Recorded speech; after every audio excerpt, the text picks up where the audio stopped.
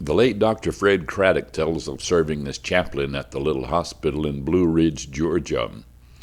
He said he just happened by the nursery one morning just after a baby had been born, a little baby girl, and said she was just crying to the top of her lungs.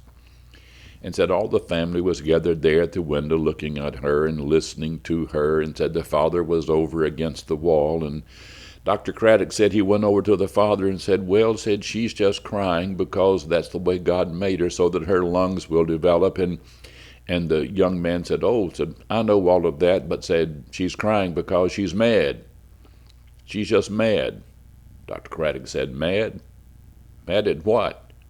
And then the young father said, with great insight, he said, well, said, wouldn't you be mad too if one minute you were in heaven with God and the next minute you're in Georgia?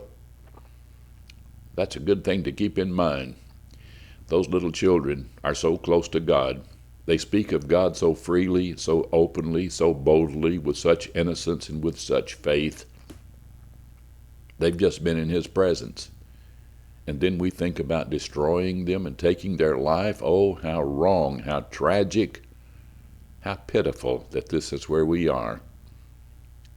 Well, one minute they're with God in heaven. The next minute they're in Georgia. Let's make sure that we're the best Georgia we can be to receive those little children and to nurture them and teach them of Jesus. Thanks for watching. Don Howell and Max saying thank you for being part of our day. Light and love from Liberty. God bless.